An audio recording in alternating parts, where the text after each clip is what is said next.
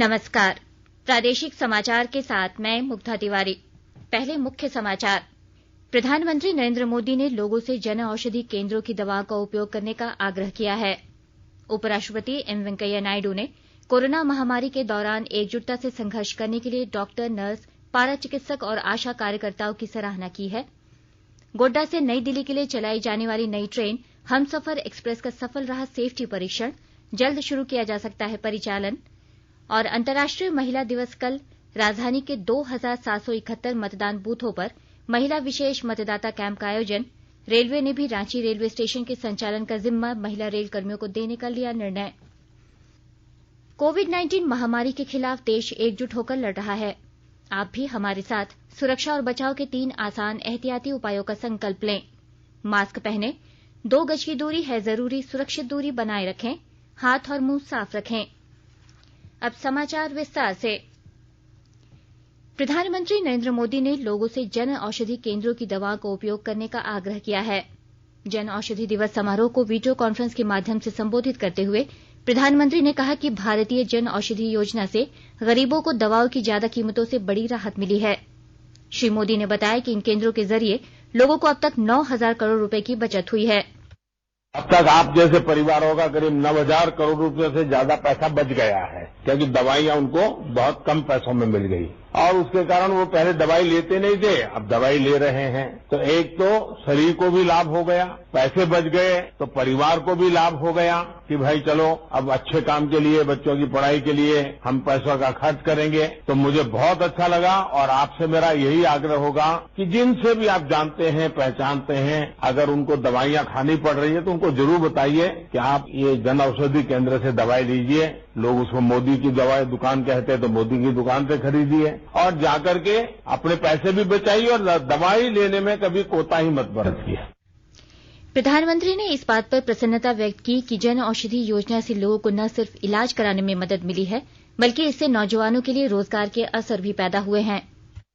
ये योजना गरीब और विशेष करके मध्यम वर्गीय परिवारों की बहुत बड़ी साथी बन रही है। ये योजना सेवा और रोजगार दोनों का माध्यम बन रही है। औषधि केंद्रों में सस्ती दवाई के साथ साथ युवाओं को आय के साधन भी मिल रहे हैं। विशेष रूप से हमारी बहनों को, हमारी बेटियों को जब सिर्फ 2.5 रुपये में सैनिटरी पैड्स उपलब्ध कराए जाते हैं तो इससे उनके स्वास्थ्य उस पर एक सकारात्मक असर पड़ता है। अब तक 11 करोड़ से ज्यादा सैनिटरी नैपकिन्स इन केंद्रों पर बिक चुके हैं। प्रधानमंत्री ने बताया कि देश भर में 1,000 से अधिक जन औषधि केंद्र महिलाएं संचालित कर रही हैं। इस अवसर पर श्री मोदी ने शिलांग में पूर्वोत्तर इंदिरा गांधी क्षेत्रीय स्वास्थ्य एवं आयुर्विज्ञान संस्थान में देश के 7,500वें जन औषधि केंद्र को राष्ट्र को समर्पित किया। उन्होंने कहा कि 2014 तक देश में 100 से भी कम जन औषधि केंद्र थे। आज भी जब 7,500वें केंद्र का लोकार्पण किया गया है तो वो शिलांग में हुआ है। इससे स्पष्ट है कि नॉर्थ ईस्ट में जन औषधि केंद्रों का कितना विस्तार हो रहा है। साथियों, 7500 के पड़ाव तक पहुंचना इसलिए भी अहम है क्योंकि 6 साल पहले तक देश में ऐसे 100 केंद्र भी नहीं थे और हम हो सके उतना जल्दी तेजी से 10,000 का टारगेट पार करना चाहते हैं। प्रधानमंत्री ने कहा कि स्वतंत्रता दिवस की 75वीं वर्षगांठ के अवसर पर 75 जिलों में जन औषधि केंद्र खोले जाएंगे। आजादी के 75 साल हमारे सामने महत्वपूर्ण अवसर है। क्या हम ये तय कर सकते हैं कि देश के कम से कम 50 जिले ऐसे होंगे जहां पर 75 से ज्यादा जन औषधि केंद्र होंगे और वे आने वाले कुछ ही समय में हम कर देंगे। आप देखिए कितना बड़ा फैलाव बढ़ता जाएगा। उसी प्रकार से उसका लाभ लेने वालों की संख्या का भी लक्ष्य तय करना चाहिए। अब एक भी जन औषधि केंद्र ऐसा न हो कि जिसमें आज जितने लोग आते हैं उसकी संख्या 2 गुनी 3 गुनी न हो। इन 2 चीजों को लेकर के हमने काम करना चाहिए। ये काम जितना जल्दी होगा देश के गरीबों को उतना ही लाभ होगा।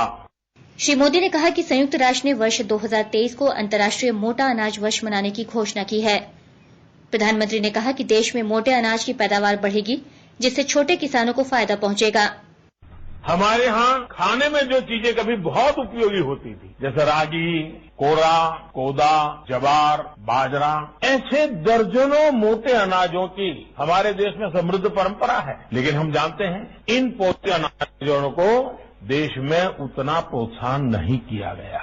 एक प्रकार से ये तो गरीबों का है, ये तो जिसके पास है वो खाता है, ये मानसिकता बन गई थी। लेकिन आज अचानक स्थिति बदल गई है और स्थिति बदलने के लिए हमने लगातार प्रयास किया है। आज मोटे अनाजों को न सिर्फ प्रोत्साहित किया जा रहा है, बल्कि अब भारत की पहल पर यूनाइटेड नेशंस ने, यूएन ने वर्ष 2023 को इंटरनेशनल ईयर ऑफ मिलेट्स भी घोषित किया है।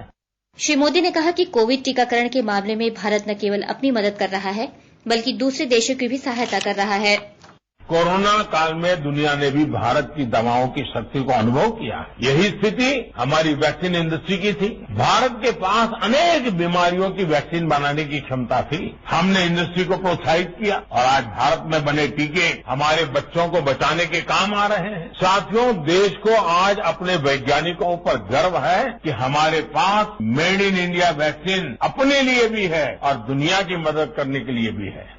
उपराष्ट्रपति एम वेंकैया नायडू ने महामारी के दौरान एकजुटता से संघर्ष करने के लिए डॉक्टर, नर्स, पारा चिकित्सक, कर्मचारियों, सफाई कर्मियों, तकनीशियनों और आशा कार्यकर्ताओं की सराहना की। उन्होंने कहा कि कोविड-19 महामारी के दौरान जिजीविषा अनुसंधान और पुनर्खोज की मदद से भारत कोविड-19 महामारी के वैश्विक संघर्ष में अग्रणी बना है। उपराष्ट्रपति ने ईएसआईसी मेडिकल कॉलेज नई दिल्ली के प्रथम स्नातक दिवस समारोह को संबोधित करते हुए कहा कि चिकित्सकों, वैज्ञानिकों और नीति निर्माताओं के समय से और निर्णायक कदम उठाने से वायरस के फैलाव को रोकने में मदद मिली है। राज्य में कल 11,845 लोगों ने कोरोना टीकाकरण का पहला डोज और 7,595 लोगों ने कोरोना का दूसरा डोज लिया।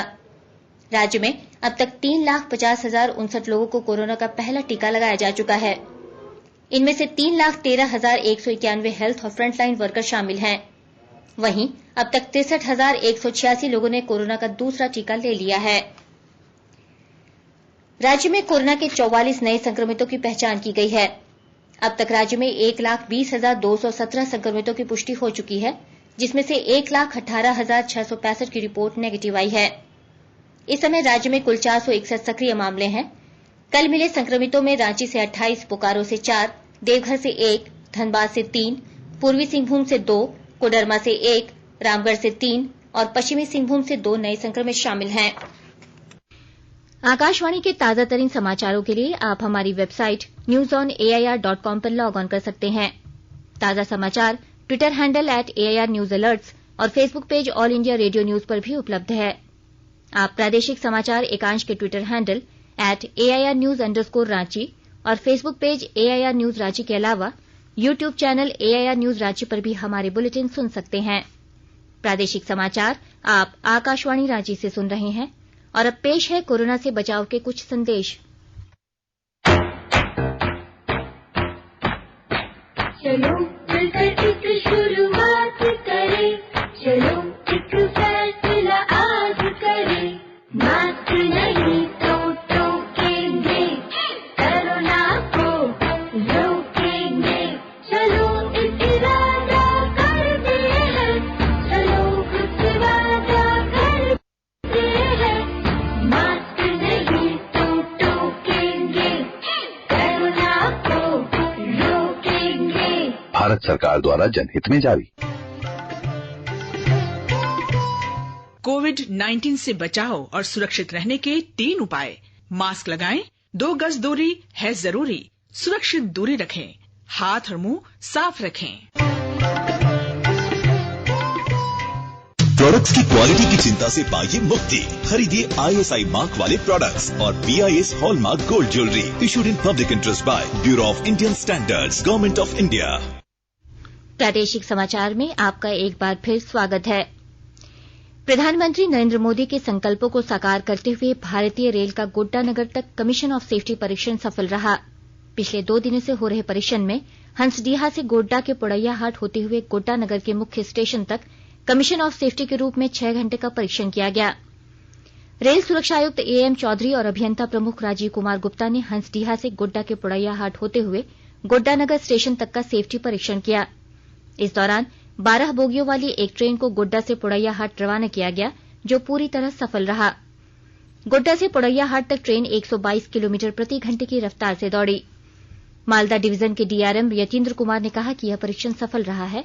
उन्होंने कहा कि 1-2 दिन में ही हम ट्रेन चलाने में सक्षम हैं। गोड्डा से नई दिल्ली तक के लिए हमसफर एक्सप्रेस ट्रेन कुछ ही दिनों में खुलने की संभावना है, जो केंद्र सरकार ने गोड्डा को तोहफे के रूप में दिया है।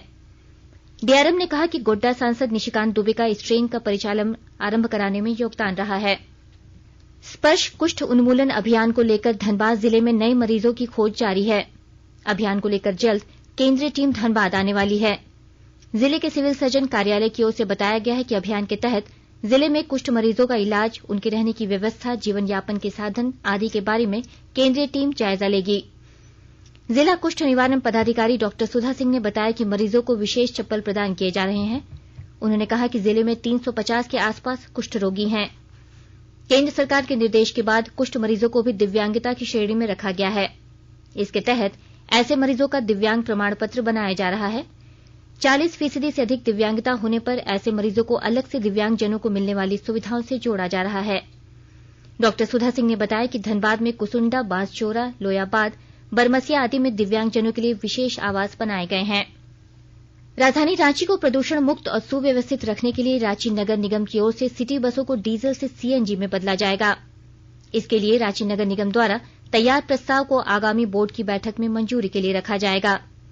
प्रस्ताव के अनुसार राजधानी रांची के मोरहाबादी मैदान और राजभवन के चारों ओर, मुख्यमंत्री निवास के सामने हरमू मुक्तिधाम से बिरसा चौक तक पेवर्स ब्लॉक लगाया जाएगा, जिसके तहत पैदल चलने वालों और साइकिल चलाने वालों के लिए अलग अलग ट्रैक बनाया जाएगा। झारखंड प्रदेश कांग्रेस कमेटी के प्रवक्ता आलोक कुमार दुबे, लाल किशोरनाथ शाहदेव और राजेश गुप्ता छोटू ने हेमंत सरकार की ओर से किए जा रहे विभिन्न कार्यों की प्रशंसा की है। कांग्रेस नेताओं ने मीडिया से बात करते हुए कहा कि झारखंड में निवेशकों को न्योता, युवाओं को रोजगार उपलब्ध कराने, विकास को गति प्रदान करने और वायदे के मुताबिक किसानों की कर्ज माफी को लेकर उठाए गए कदम का स्वागत किया जाना चाहिए। इन फैसलों से राज्य के लोगों में उम्मीद की एक नई किरण जगी है। झारखंड प्रदेश प्रोफेशनल कांग्रेस कमेटी के अध्यक्ष आदित्य विक्रम जायसवाल के नेतृत्व में आज राजधानी के चुटिया स्थित प्राचीन श्रीराम मंदिर परिसर में निःशुल्क Rajiv Gandhi mega health camp लगाया गया। शिविर में विभिन्न रोगों के विशेषज्ञ चिकित्सकों द्वारा 400 से अधिक मरीजों की स्वास्थ्य जांच कर निःशुल्क दवाइयां दी गयीं। सिमडेगा पुलिस ने अवैध गांजा की एक बड़ी खेप के साथ 2 तस्करों को गिरफ्तार किया है। वे ओडिशा से एक अवैध गांजा लेकर सिमडेगा के रास्ते उत्तर प्रदेश जा रहे थे। इसी दौरान सिमडेगा पुलिस ने इन्हें गिरफ्तार कर लिया। पुलिस के अनुसार बरामद गांजा का मूल्य करीब 56 लाख रुपए है। पुलिस अधीक्षक डॉक्टर शम्स तबरेज ने बताया कि ठेठई टांगर थाना प्रभारी को इस सफलता के लिए पुरस्कृत किया जाएगा। उधर गोड्डा जिले के महागामा अनुमंडल चौक के पास बिजली के पोल से गिरकर आज दोपहर एक बिजली मिस्त्री की मौत हो गई। पुलिस के अनुसार बिजली मिस्त्री पलहरापुर गांव का निवासी था। अंतर्राष्ट्रीय महिला दिवस के अवसर पर हर वर्ष की भांति इस बार भी 8 मार्च को रांची जिले में महिलाओं के लिए कई विशेष आयोजन किए जा रहे हैं। भारत निर्वाचन आयोग और भारतीय रेल ने सोमवार को होने वाले इन कार्यक्रमों की जानकारी साझा की है। महिला दिवस पर इस विशेष रिपोर्ट के साथ हमारी रांची संवाददाता। अंतर्राष्ट्रीय महिला दिवस के अवसर पर सोमवार को राजधानी रांची के 2771 बूथों पर महिला विशेष मतदाता कैंप का आयोजन होगा। जिला प्रशासन ने महिलाओं से अपील की है कि वे वोटर लिस्ट में अपना नाम जोड़ने के लिए फॉर्म 6, नाम, उम्र, फोटो आदि में अशुद्धि को शुद्ध करने के लिए फॉर्म 8 भरने के लिए अपने साक्ष्यों के साथ निर्धारित समय पर अपने बूथ में जाकर इस विशेष कैंप का लाभ उठाएं। वहीं अंतर्राष्ट्रीय महिला दिवस पर 8 मार्च को रेलवे ने पहली बार रांची रेलवे स्टेशन के संचालन का जिम्मा महिला रेल कर्मियों को देने का निर्णय लिया है। डीआरएम नीरज अंबष्ट की अध्यक्षता में शनिवार को हुई बैठक में यह निर्णय लिया गया। इसमें ट्रेन ऑपरेशन से लेकर स्टेशन पर टिकट काउंटर, सुरक्षा, सफाई कर्मी, टिकट चेकिंग, सारी जगह महिलाओं को ड्यूटी पर लगाया जाएगा। फिलहाल रांची रेल डिवीजन में 650 महिला रेल कर्मी काम कर रही हैं। उनके मनोबल को बढ़ाने के लिए यह कदम उठाया गया है। रांची रेलवे स्टेशन पर 8 मार्च को करीब 100 से ज्यादा महिलाओं को ड्यूटी पर लगाया जाएगा। पहली बार एक दिन के लिए महिला को स्टेशन मैनेजर बनाया जाएगा, जो पूरे रेलवे स्टेशन का मैनेजमेंट देखेंगी। इधर 8 मार्च को रांची लोहरदगा के बीच ट्रेन का परिचालन महिलाओं के हाथ में रहेगा। ट्रेन ड्राइवर से लेकर गार्ड और टीटी के साथ ट्रेन में सुरक्षाकर्मी भी महिलाएं ही होंगी। इसके लिए डीआरएम ने आदेश जारी कर दिया है। शिल्पी, आकाशवाणी समाचार, रांची। प्रधानमंत्री नरेंद्र मोदी ने लोगों से जन औषधि केंद्रों की दवाओं का उपयोग करने का आग्रह किया है। उपराष्ट्रपति एम वेंकैया नायडू ने कोरोना महामारी के दौरान एकजुटता से संघर्ष करने के लिए डॉक्टर, नर्स, पारा चिकित्सक और आशा कार्यकर्ताओं की सराहना की है। गोड्डा से नई दिल्ली के लिए चलाई जाने वाली नई ट्रेन हमसफर एक्सप्रेस का सफल रहा सेफ्टी परीक्षण, जल्द शुरू किया जा सकता है परिचालन। और अंतर्राष्ट्रीय महिला दिवस कल राजधानी के 2771 मतदान बूथों पर महिला विशेष मतदाता कैंप का आयोजन। रेलवे ने भी रांची रेलवे स्टेशन के संचालन का जिम्मा महिला रेल कर्मियों को देने का लिया निर्णय। इसके साथ ही आकाशवाणी रांची से प्रादेशिक समाचार का ये बुलेटिन समाप्त हुआ। नमस्कार। घर में रहिए, सुरक्षित रहिए और सुनते रहिए आकाशवाणी।